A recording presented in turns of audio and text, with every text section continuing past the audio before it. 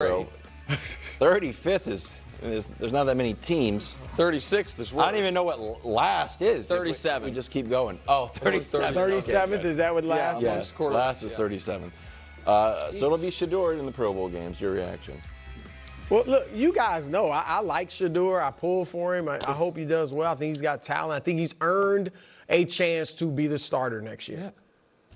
That said, this is embarrassing. Not for him, for the league, for football. Like, this is terrible. This has literally become a participation trophy. I mean, that's what it is. And he's not the first. Remember a few years ago, Tyler Huntley threw 2 touchdowns, had 3 interceptions, and a 77 passer rating, and was a Pro Bowler. And my point is, it belittles and cheapens the honor of being a Pro Bowler. Yeah, it's kind of gone. It's terrible. And so, look, if I feel bad for the old guys that made it, that earned a Pro Bowl spot, because now we look back, well, did he really? I mean, everybody's a Pro Bowler now. This is crazy. And it's here's this the thing. position specifically. Yes. It's quarterback more than any Mac of the Jones, others. Trubisky, I think, has made Tell 2. them the Mac Jones stuff. Like, here we go. Well, but the thing is that what they should do is just name the Pro Bowl team, the official Pro Bowl team, and that's it. And if they need to fill out the spots when they play, you know, hopscotch and hide and go seek in Orlando or whatever Do it they is. play I mean, whatever they do. All right? Run wind sprints, whatever. Hide and go seek and hopscotch actually was pretty sick. Get guys, right? Yes. Bring them there, give them a free trip to Hawaii, Orlando, wherever they do. But you are not a Pro Bowler. And here's the final thing, and you alluded to it earlier, Nick. You and I look at this stuff. This does affect Hall of Famers. I said yesterday, Matthew Stafford's only been to 3 Pro Bowls. Yes. So does that weigh into his Hall of Fame case? Yes. And so you mean after he's played 17 years, Shedeur after 1 season is 2 Pro Bowls behind Matthew Stafford? This is ridiculous. So everything you said is correct, and it's such an easy fix. Because, by the way, for the majority of NFL contracts and for 5th-year option incentives, it's named to the original roster. They have what you're talking about. It only clicks in if you're on the original Pro Bowl roster. For most contracts, depends on how they're written, but most, and all 5th-year option stuff, you don't get the bonus if you're an alternate. So this is an easy fix and an easy win, and I call on someone in the NFL league office and the archives office and someone at Pro Football Reference to say, hey, we're going to fix this bookkeeping error. We're going to go back as far as we have access to the archives, and you are only being designated a Pro Bowler if you were named on the original ballot.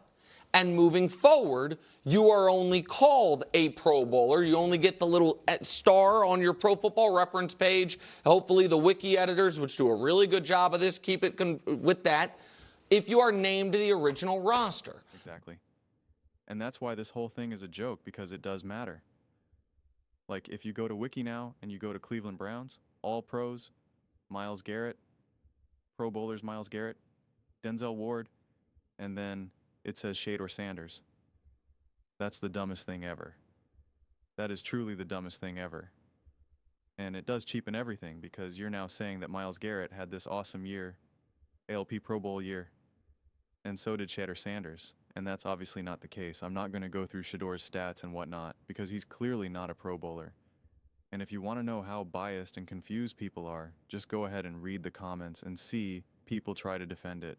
I was reading the comments before, not on my video, obviously, since I'm just making this video now, and some of the comments were so mind-numbingly insane. They're like, he deserves it, that the league owes it to him for trying to keep him down, blah, blah, blah. And it's just like, it's just the dumbest thing ever. It is the literal definition of delusional insanity. And so, right, you should only be considered a Pro Bowler when you are formally named to it. When it is like you are the true Pro Bowl quarterback or whatever, and like that's it. And yes, if you want to invite Shedeur there because of, you know, as a replacement and whatnot. But for him to now get this designation, because now, let's say in this next, you know, next season, he plays unbelievable. He plays awesome. He's great. And he reaches the Pro Bowl. It's like he's a 2-time Pro Bowler. He's made the Pro Bowl twice in his first 2 years. And it's like, no, he didn't. This was his first actual Pro Bowl season. Some of the other delusional comments, someone said, well, if he played a full season, he would have been a Pro Bowler. No, he would not have. It's just absurd. And so, yeah, it does cheapen it. And the reality is that you do use Pro Bowls as like a reference point. Now, I'll use it more the way how I use it, because people will always do this when they're trying to have debates. So, Lamar Jackson's has 5 Pro Bowls, and so only has 2, and it's like, well, that doesn't mean anything to me. When trying to figure out who's a better quarterback, like the number of Pro Bowls you have means absolutely nothing to me. But when trying to get a general sense of the quality of your roster, that means something to me. I will count all pros and Pro Bowlers, and it's not because I think it's gospel, because I've said this many times. Voted awards mean nothing to me. It's random people voting who I don't believe are watching all the games. And I think there's a ton of bias, politics, who knows what else. And I'm like, I just don't care if just random media people are voting. The award essentially means nothing to me, but it is still a decent reference point of knowing that even if you don't think so and so should have officially made the Pro Bowl, and someone else should have, you still know that that guy is still probably really good. Even if John Smith should have went over Bob Smith, you still know that they're still obviously good enough to be in consideration. So I do think it's a decent reference point to how good or not good a roster is. I think that, to me, is where I prefer to use all pros and Pro Bowls rather than being like, you know, so-and-so has 8 Pro Bowls and this person only has 6 Pro Bowls. Therefore, the guy with 8 is better than 6. And it's like, no, I don't care about that from that lens. But, you know, I mean, it's just, yeah, I think all of this stuff has been cheapened a little bit.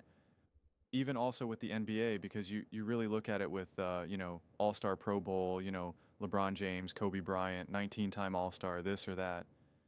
And like, it sounds good when the number gets like really high, right? When you're like, he's 18-time All-Star or something like that. And you're like, yeah, that's a high number. Like that's like double the league average of people who are just in the league, let alone reaching the All-Stars, right? The All-Star game or whatever. And so, but the Pro Bowl, I don't know if it has that, you know, that same type of impact, the same type of aspect of a conversation that it does for the NBA.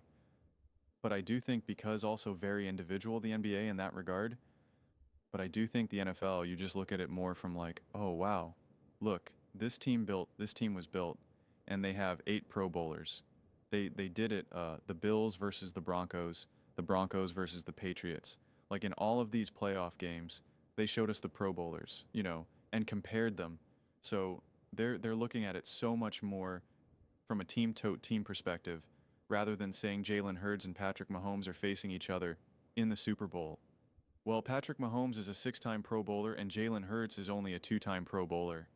Like, that's not the way it's looked at. They look at the team and say, this team's got 7 Pro Bowlers. This team has 10 Pro Bowlers. Like, that is the conversation. So that to me is how all of this stuff makes the most amount of sense.